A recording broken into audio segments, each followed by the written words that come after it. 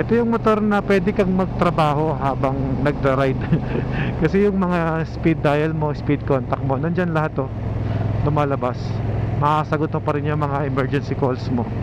Tsaka makikita mo kung sino yung mga tumatawag. Maganda sigurong update na gawin natin dito. Lagay tayo ng malaking GPS map dyan, ano? Kakatuwa siyang gamitin, guys. Yung bang hindi ka na-stress kapag ito yung gamit mo. Kasi merong bike na, alam mo yon, instead na mag-relax ka sana sa pagmumotor, na-stress ka pa. Pag ito motor mo, pambira, pinadali lahat sa'yo.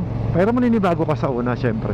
Hindi mawawala yun. Pero kapag ito, medyo nakaka 91 kilometers na tayo, medyo nakakapag-adapt na tayo niyan. Kumbaga, saddle time talaga sa pagmumotor para lamang makabisa mo siya. Ito guys, yung ginagawa ko naman, hindi naman ako nagre-review sa motor, no?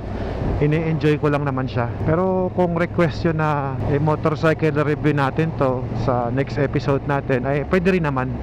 Ngayon ay andyan na yung order ni Ella na Christian Dior. At kukunin namin yan bukas. Hindi naman obrang ako lang ang masaya, diba? Dapat pati si Mrs. happy.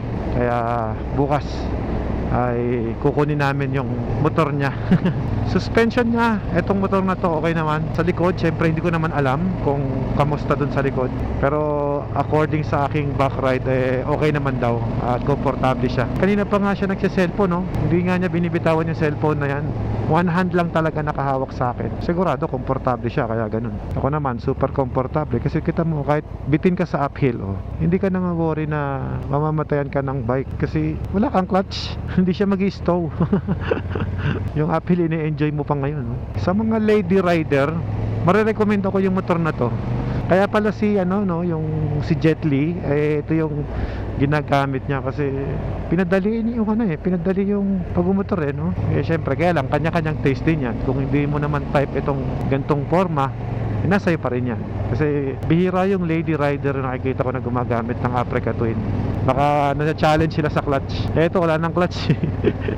Automatic na to, para scooter na malaki.